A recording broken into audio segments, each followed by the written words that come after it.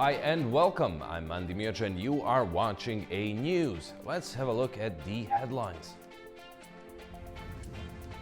More than 20 global leaders attend the inaugural Board of Peace meeting to advance Gaza reconstruction plans in Washington, D.C. UK police arrest the king's brother on suspicion of misconduct in public office. And South Korea's former president Yoon Suk-yeol has been sentenced to life imprisonment.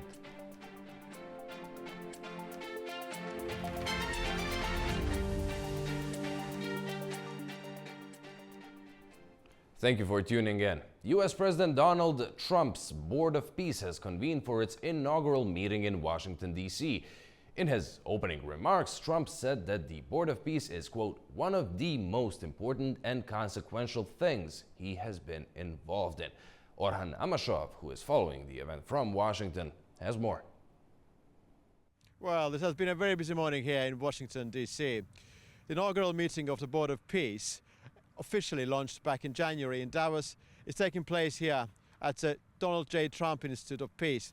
And this moment, of course, marks a transition from diplomatic concept to an operational authority. But two key agenda items are dominating the landscape here, of course. The announcement of the $5 billion pledge related to Gaza reconstruction is one element there. And of course, deployment of international stabilization force, with a contribution from different countries being established and ascertained, is another. Although the charter of this organization, adopted and signed back in January of this year in Davos, envisages wider remit, much wider beyond Gaza and Gaza-related matters, today's discussion are pretty much Gaza-centric. Donald Trump has been touted by himself, by his supporters, and by those people who are actually privy to the affairs of the mighty and global dimension as peacemaker-in-chief. It's very interesting that today's event is taking place at the Institute of Peace, named after Donald Trump, back in December. And the United States administration in Washington, D.C. has been in the habit of describing Donald Trump as not just peacemaker-in-chief, but greatest deal-maker in the history of the nation. Well, apart from those two key agenda items, there's a wider issue regarding international legal order. To what extent this particular institution, which is very embryonic at this precise moment in time, with the inaugural meeting taking place today, will eventually, in the fullness of time, be a challenge to the UN system. But the relationship there, of course, is one of some intricacy.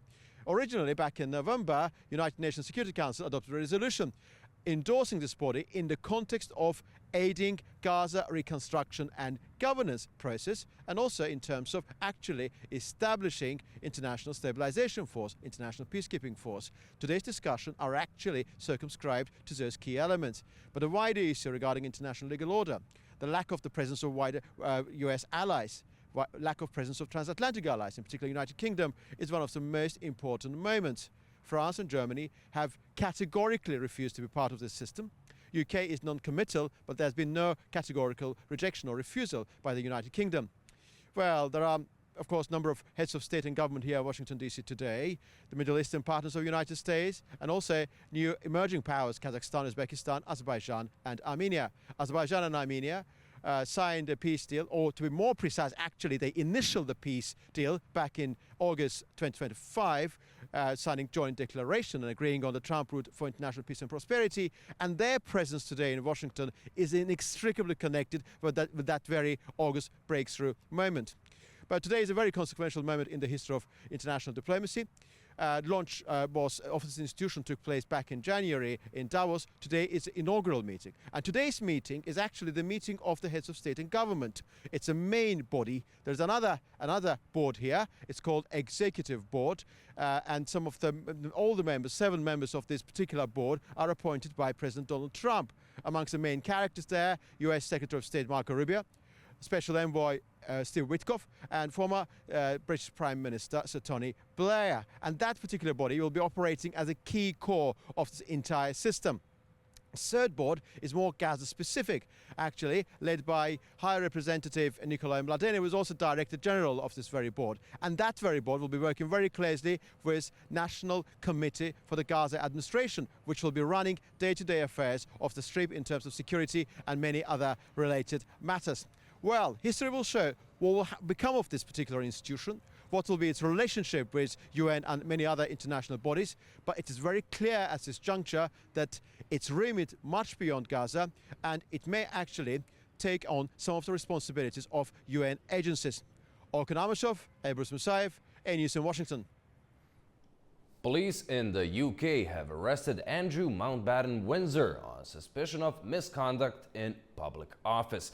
Officers detained him on Thursday as part of an ongoing investigation. Details remain limited at this stage, but the case is already drawing significant attention. A-News' Ollie Barrett has more from London. Thames Valley Police confirming that they arrested a man in his 60s on suspicion of misconduct in public office. Andrew is 66 years old today, and it's believed that the allegations that he has been arrested for relate to the possible passing of documents and information to Jeffrey Epstein when Andrew was a UK trade envoy back in the early 2010s. Police are stressing that he has only been arrested at this point. There are no charges yet, and Andrew has always said he is innocent of any wrongdoing when it comes to his links to Jeffrey Epstein. Police also say they're searching a property in Berkshire and a property in Norfolk. Andrew used to live at Royal Lodge in Windsor in Berkshire before he was thrown out of there by King Charles, and now lives at Sandringham on King Charles's estate in Norfolk. We have a statement from King Charles, who says the law must take its course, but he says he notes with deep concern the arrest of Andrew Mountbatten Windsor on suspicion of misconduct in a public office. He says that the royal family will continue to serve the country, and Queen Camilla has been carrying out duties as planned through the day already. This is an extraordinary moment for the UK royal family. The last time a sibling of a monarch was arrested, we think, was back in the year 1554. Earlier in the day, Keir Starmer, the UK Prime Minister, had said that any questions about whether Andrew should talk to police should be a matter for the police, but he had also said that he thought Andrew or anyone who had any information about Jeffrey Epstein should talk to American authorities and provide them with any information that they had. As I said, King Charles has put out that statement, and he says that the royal family will continue with their duties. It is a moment that is rocking that institution here in Britain. Ollie Barrett for A-News at Buckingham Palace. Rescue crews in California have now recovered the bodies of 8 skiers after an avalanche swept through the area earlier this week. 15 people had headed out onto the slopes on Sunday. 6 were pulled to safety. 8 have now been found dead. And the search is still going on for one more person who remains unaccounted for. At least 8 skiers have been killed after an avalanche struck California's Sierra Nevada mountains on Tuesday. Searches began after reports that 15 people were missing. Authorities said the search for one remaining skier is continuing. Rescuers on skis were able to reach 6 survivors from the group despite an intense winter storm. However, officials say the bodies of 8 of the victims remain buried in the snow and cannot yet be recovered because of severe weather conditions. 8 of the 9 additional skiers have been located deceased. We are still looking for one of the members at this time. Due to the ongoing challenges of the weather, the avalanche conditions, the effort remains ongoing, as well as our search for the remaining skier. But the weather is a factor. It's not a resource issue as we speak. It is a weather condition and safety condition for our response teams. One of those who died was the spouse of a member of a search and rescue team. The skiing party had been concluding a 3-day excursion with Blackbird mountain guides when the avalanche struck. The group consisted of 4 guides and 11 clients. They were able to locate the 6 survivors. They were sheltered. They had some equipment with them trying to not only stay warm, but they had medical issues as well. They had themselves already started, looking for their teammates and their clients that were missing in the avalanche.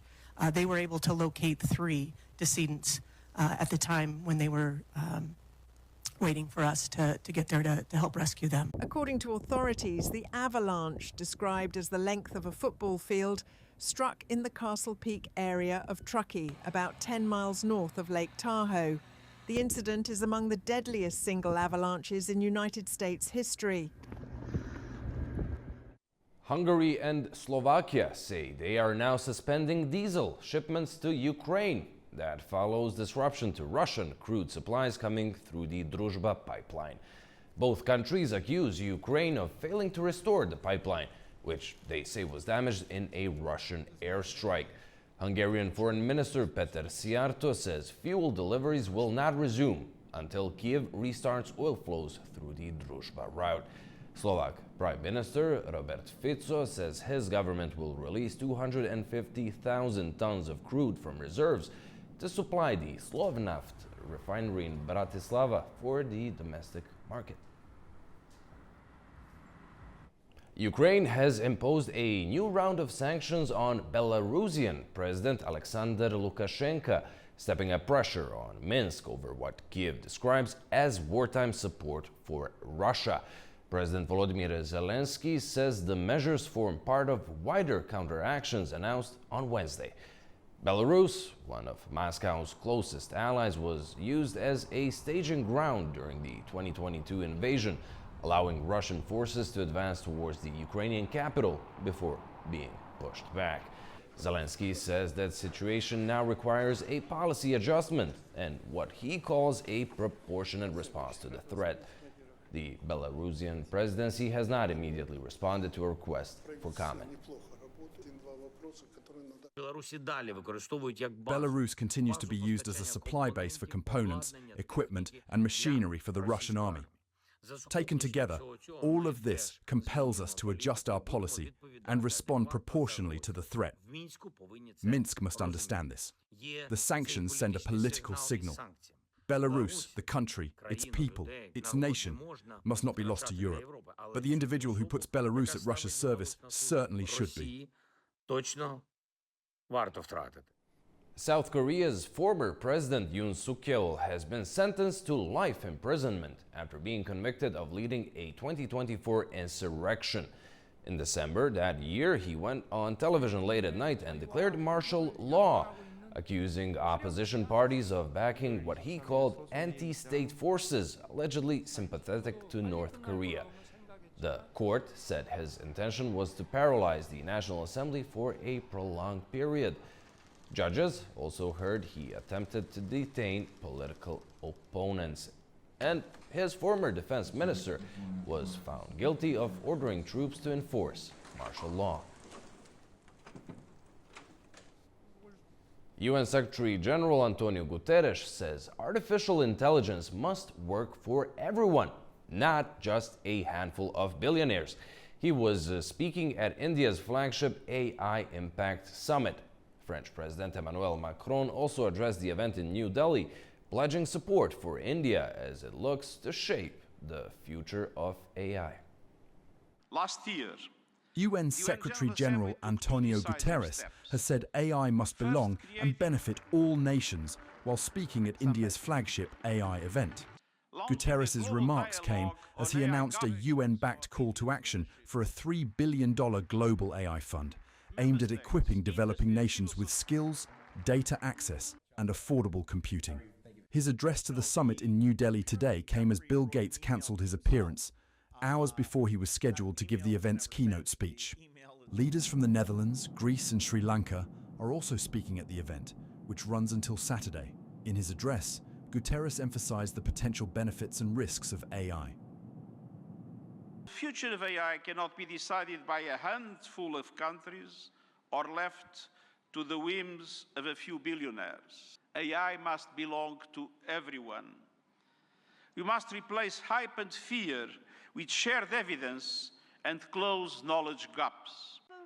French President Emmanuel Macron stressed the importance of developing AI in a responsible way that was aware of human needs. The future of AI will be built by those who combine innovation and responsibility, technology with humanity.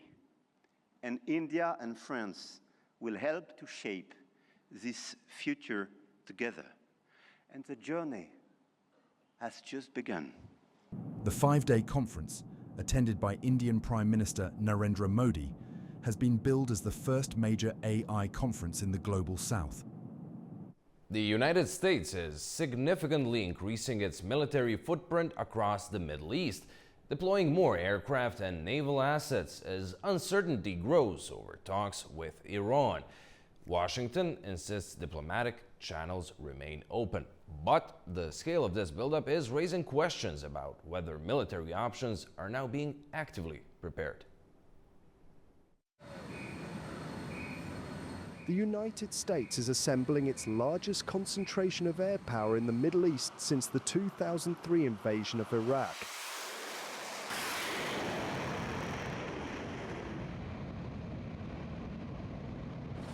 As tensions with Iran intensify, according to the Wall Street Journal, in recent days, advanced F-35 and F-22 fighter jets have been moved to regional bases alongside additional F-15 and F-16.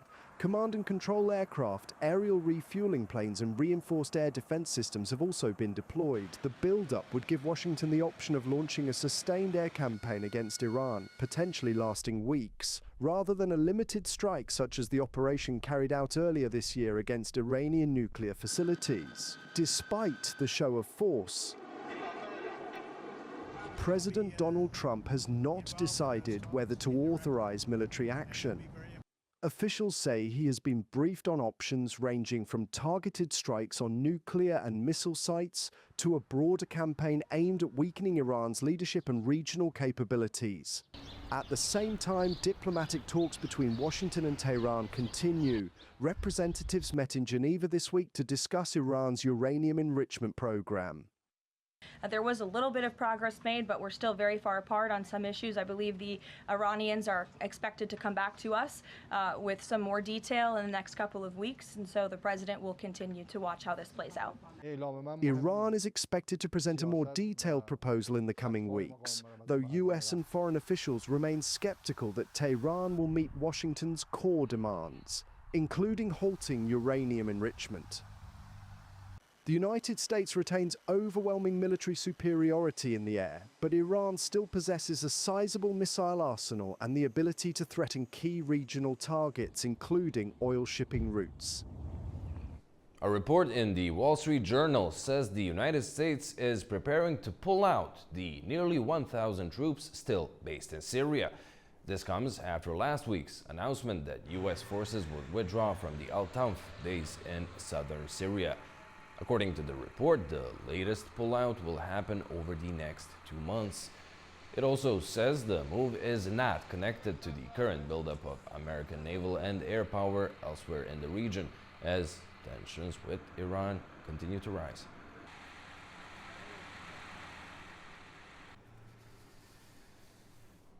After a short break, we will be taking a closer look at the inaugural gathering of Donald Trump's Board of Peace in Washington. Do stay with us.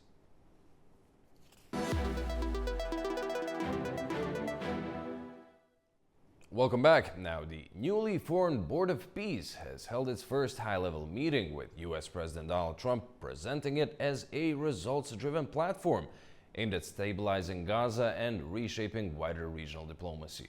Backed by the UN Security Council and linked to a 20-point plan for reconstruction, security reform, and funding oversight, the initiative has raised both expectations and questions about feasibility.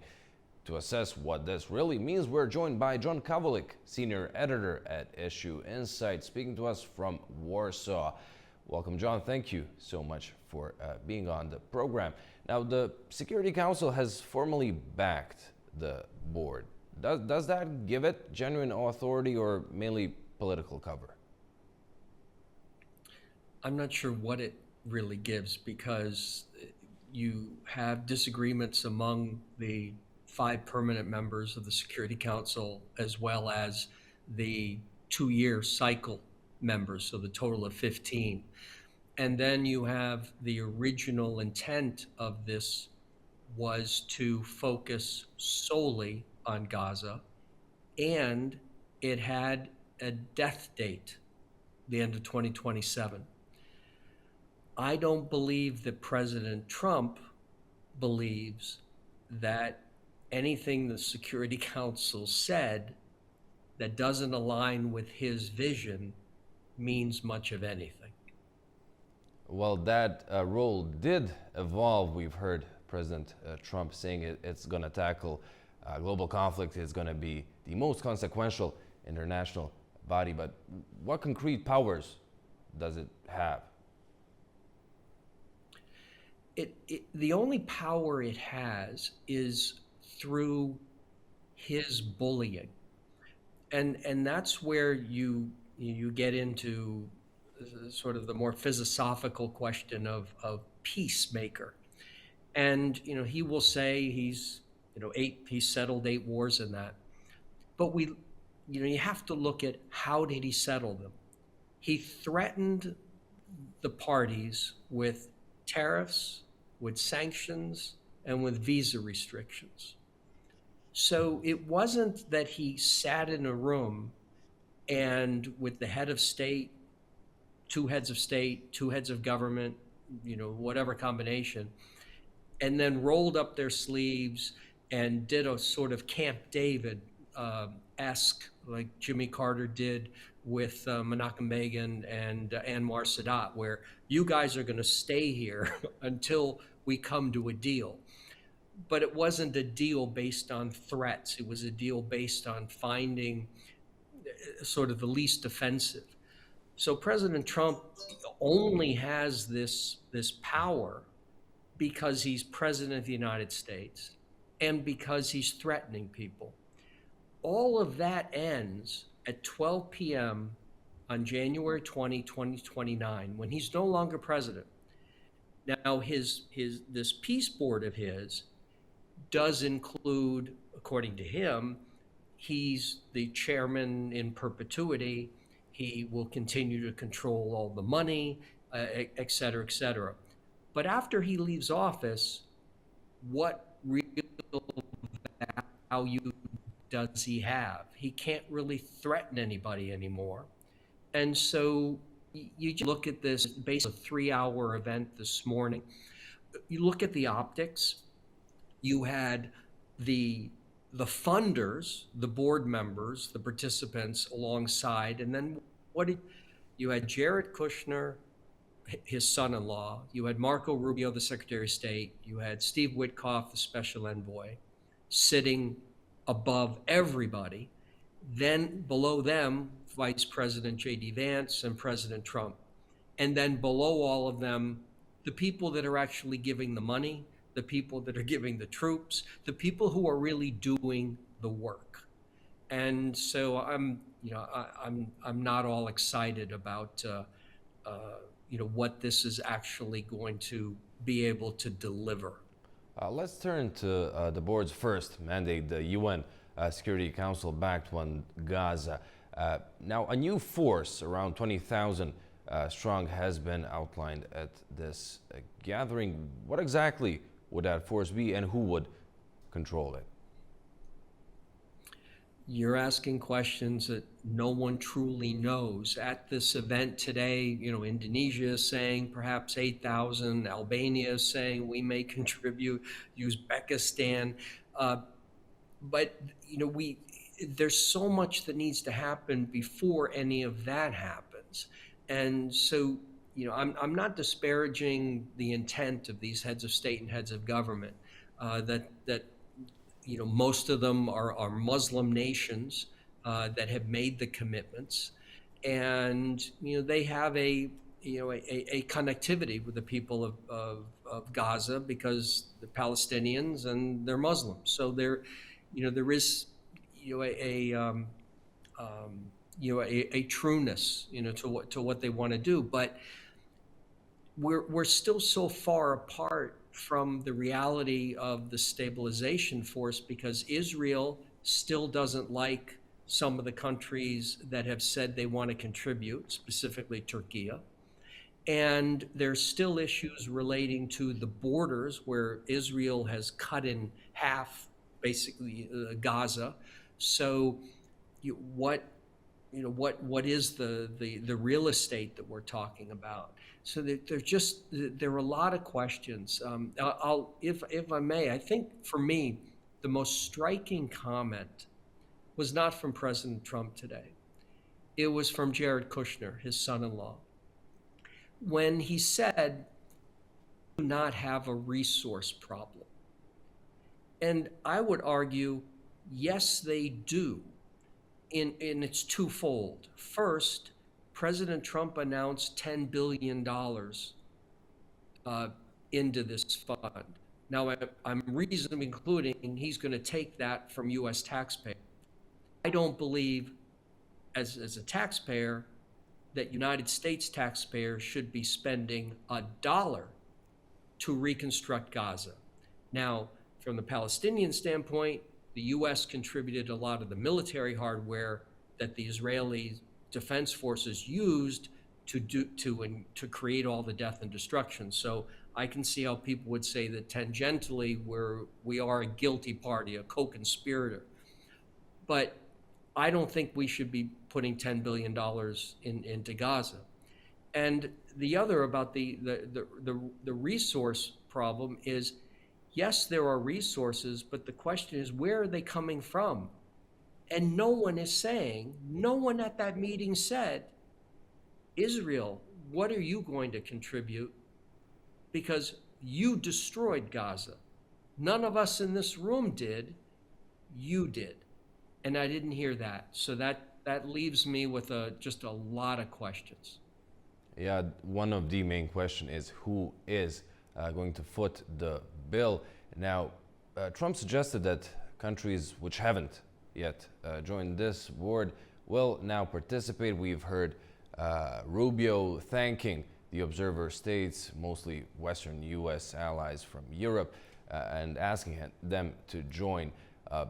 Would they then foot the bill, if not U.S.? This when you look at the list of the 20 plus governments that were there today, Edi Rama from the Prime Minister of Albania, he's got a whole host of problems in that country. And is he really going to go to his taxpayers and say, I'm going to take $1 billion so we can be a permanent member of Trump's Board of Peace? And some of these other countries, it's the same thing, where they're not large countries, and taking money from their budgets to reconstruct something that the state of Israel was responsible for destroying seems to be just a remarkable display of political creativity. It's very much, we have Ukraine and Russia, where the European Union, other countries have said, Russia destroyed certain areas in Ukraine, Russia should pay for it. That seems to make sense. But what we're seeing with respect to Gaza is the U.S. saying Israel has no financial responsibility for what it did. And if you're President Putin of Russia, you're hearing that and you're going, that sounds good with me, because if Israel doesn't have to pay for Gaza, why should I have to pay for Ukraine? And it leaves just so many questions as far as where this money's going to come from, the taxpayers that are going to be on the hook for this. Now, some of the money is coming from Gulf countries where they're monarchies, so it's easy for them just to take money. But some of the other countries, there's going to be a question. And of course, with all of this, and this is sort of the underlining of this Board of Peace. Some of these countries are there because they're under sanction, they're under tariff, and they're under visa restrictions. So they figure, okay, I'm going to make nice with President Trump. I'm going to do what I can with this because I have a bigger agenda. And the bigger agenda is my country, its trade relations with the U.S., its military relations with the U.S., its travel relations with the U.S. And there's no question some of these governments are looking, saying, this is just sort of a way we can get in and focus on issues that are important to us. Armenia, Azerbaijan, president of Azerbaijan is there, the prime minister of Armenia there. They, of course, have a close connectivity with President Trump, close connectivity with one another, close connectivity with Turkey, close connectivity, that they're trying to deal with the Russian Federation, with Iran. There's so much there.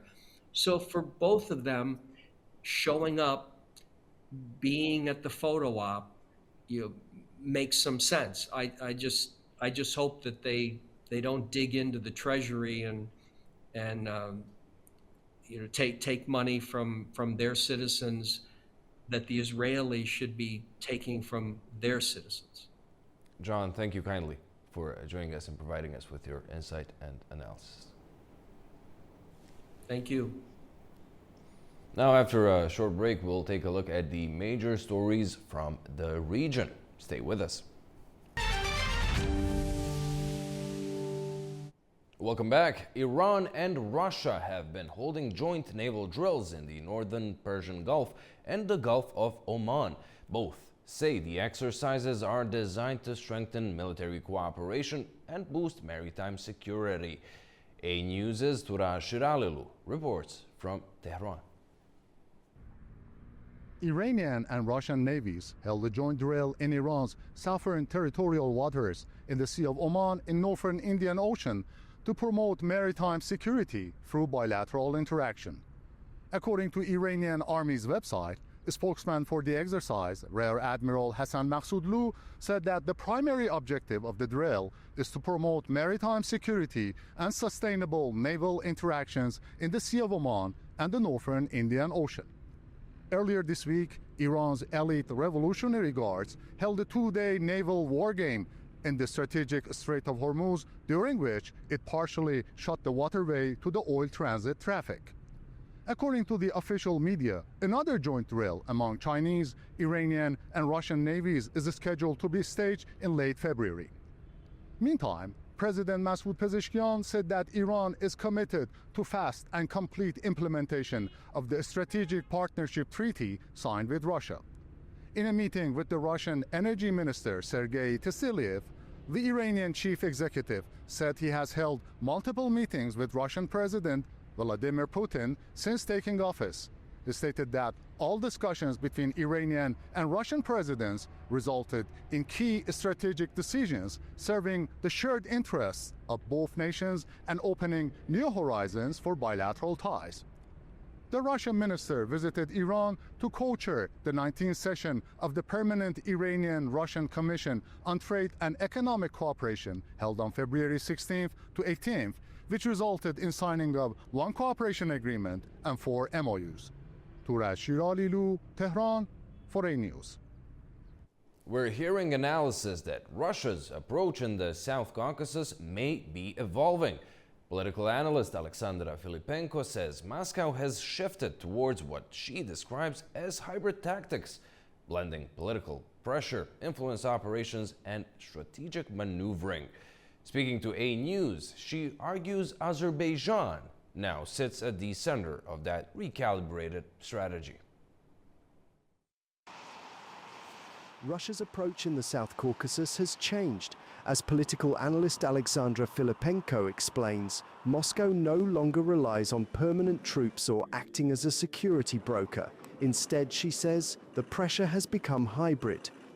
Instead of direct control, Russia increasingly relies on some economic pressure, economic frictions, some information campaigns or disinformation campaigns, some political pressure, political signaling, and some kind of selective destabilization.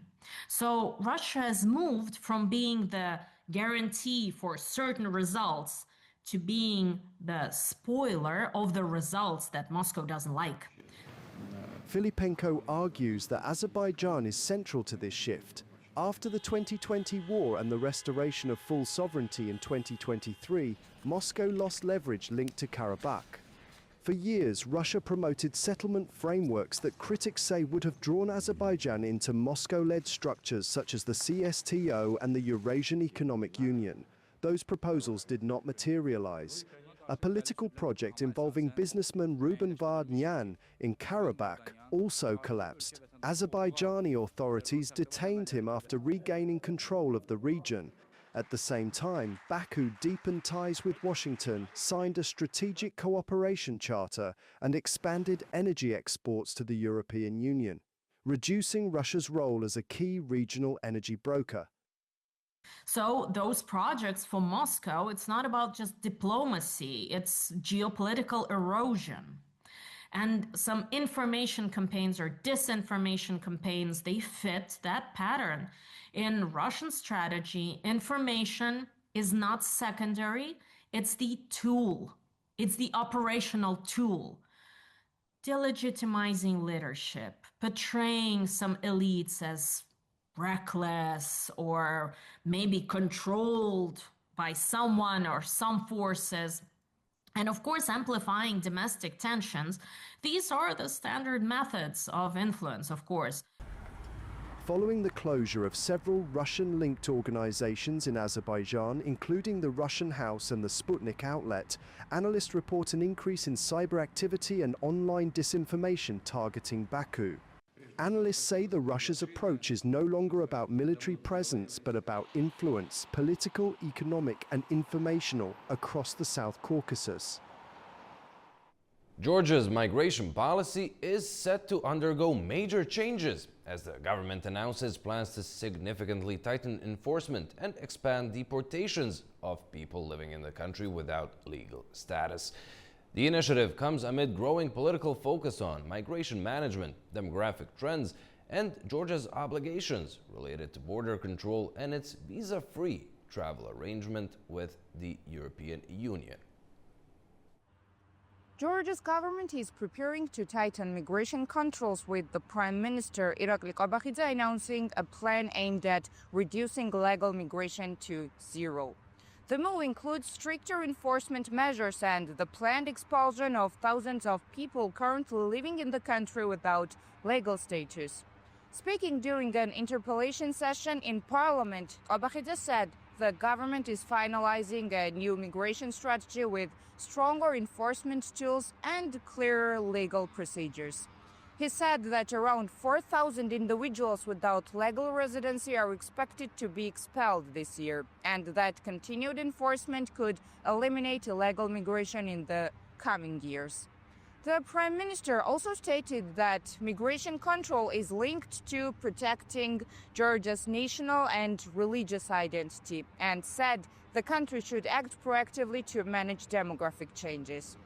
At the same time, Kobakhidze criticized the existing migration strategy adopted in 2020, describing it as relying on less effective or indirect measures. However, the strategy was introduced under the ruling Georgian Dream Party, which has held a parliamentary majority since 2012 and has led the government continuously during that period. Migration has become a politically sensitive issue in Georgia amid regional instability, shifting migration routes, and the country's visa-free travel agreement with the European Union.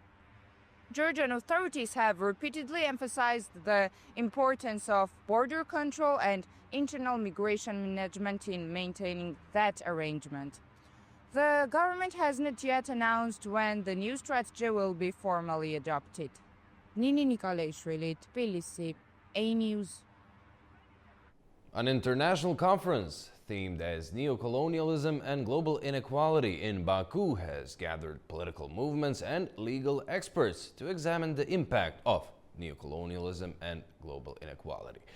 Baku Initiative Group also presented a global virtual museum designed to document the experiences of communities affected by colonial rule and support international legal engagement. Here's more on the initiative from Aytan Shukurova.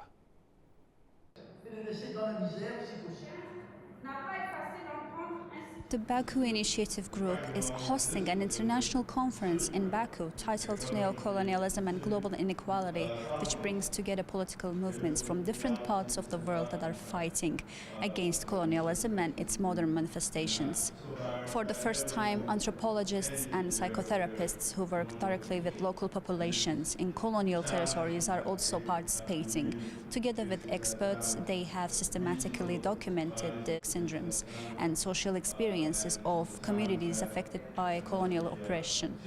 These materials are now being incorporated into the first global virtual museum dedicated to colonialism. The platform aims to unite territories located thousands of kilometers apart across different continents but sharing a common historical fate. Organizers say the initiative is designed not only to preserve collective memory but also to transform documented injustices into part of international legal and political discourse, including engagement with relevant UN structures such as the C24 Committee and the Human Rights Council. Here at the conference, participants describe how neocolonialism continues to affect everyday life, shaping cultural identity, limiting self-determination, and leaving long-term psychological consequences. They also highlighted the importance of the virtual museum as a tool for documenting silenced voices and ensuring that personal stories become part of a broader international record. This event today, organized by the Baku Initiative Group, is very important. It is one of the key tools, the coalition and the bringing together of different independence movements. It allows us to go deeper in our reflections, to share knowledge and expertise, but also to share tools of resistance to colonialism. This strengthens us. It is truly a space that enables us to build our strength and our possibilities in the face of colonialism. We want sovereignty over our lands, our territories, but also over our souls and our bodies. And being able to come together today with countries that are still colonized, but also with peoples who have been decolonized, like Algeria, countries that have gained their independence, for example, is important. And also to learn about and understand the realities of other countries that are also colonized.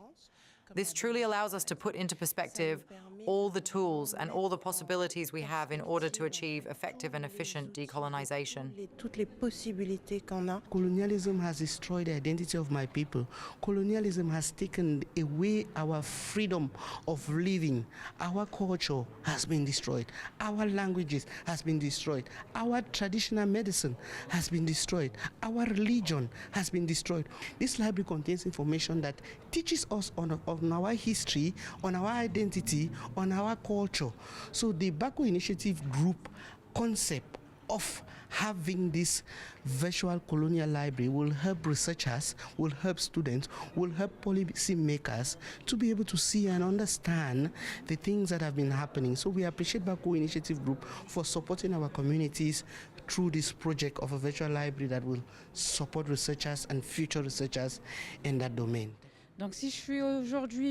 So today, France does not want to let us have our country. We are independent, but in reality, we're not truly independent. We are still colonized, let's say semi-colonized, in a form of neo-colonialism. That means France still manages the country. The same goes for Mayotte. We want to recover Mayotte. We are here to find a solution with the Baku Initiative Group so that we can take back our Mayotte, and also to help other countries like Guadeloupe, Martinique and Réunion.